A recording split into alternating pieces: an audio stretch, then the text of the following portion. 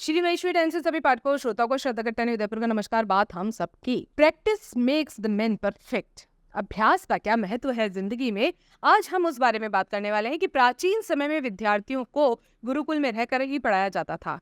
बच्चे शिक्षा ग्रहण करने के लिए गुरुकुल में जाते थे और गुरुकुल में गुरु के सानिध्य में आश्रम में देखभाल भी किया करते थे और अध्ययन भी किया करते थे। वरदराज को भी सभी की तरह गुरुकुल भेज दिया गया।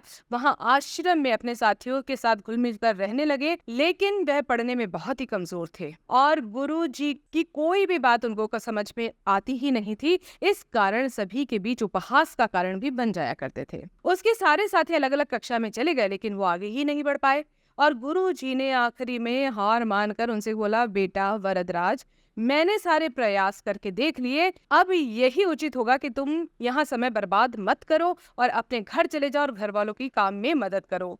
वरदराज ने सोचा कि शायद विद्या मेरी किस्मत में ही नहीं है और भारी मन से गुरुकुल से घर की तरफ निकल गया। दोपहर का समय था, रास्ते में उनको प्यास लगने लगी। इधर उधर देखने पर पाया कि थोड़ी दूर पर कुछ महिलाएं पानी भर रही थी कुएं से। वो कुएं के पास गए, वहां पत्थर पर रस्सी के आने जाने के निशान बने हुए थे। तो उसने महिलाओं से पूछा कि ये निशान आपने कैसे बनाए।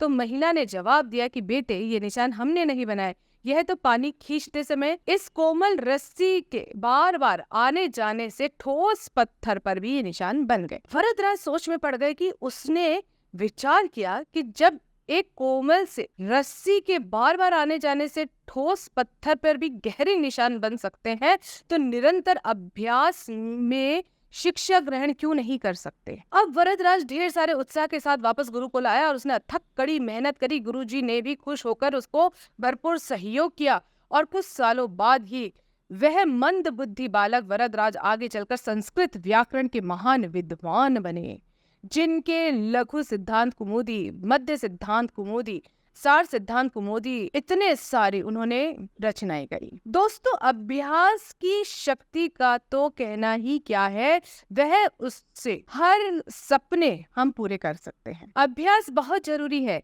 चाहे वो खेल में हो, पढ़ाई में हो और किसी भी चीज में हो। बिना अभ्यास के सफल नहीं हुआ जा सकता। अगर आप बिना अभ्यास के केवल किस्मत के भरोसे बैठे रहोगे तो आखिर में आपको पछतावे के सिवा और कुछ भी हाथ नहीं लगेगा। इसलिए अभ्यास के साथ धैर्य, परिश्रम और लगन रखकर अपनी मंजिल को पाने के लिए जुट जाए। बच्चों, दोस्तों, मेहनत तो करनी पड़ेगी, मरना तो पड़ेगा। एक पत्थर को हम तराश कर, मतलब घिस घिस कर, ठोक ठोक कर एक बहुत खूबसूरत मूर्ति बनाते हैं, जो कि मंदिरों में रखी जाती है, घरों में सजाई जाती है। और जो पत्थर नहीं अपने आप को तराश पाता है, या वो सहन नहीं कर पाता है, या वो सिर्फ पड़ा रहना चाहता है, तो वो नारियल फोड़ने के काम आता है। दोस्तों, तो हमें क्या करना है, हमें बहुत धैर्य के साथ में अभ्यास करना है और अभ्यास से जिंदगी में बहुत आगे पहुंचा जा सकता है। तो आप अब सभी ये ध्यान रखेंगे कि हमें बार बार एक काम को करके उसको परफेक्शन की तरफ ले जाना है। आप सभी अपना और अपनों का ध्यान रखिए। जय श्री कृष्ण, जय महेश।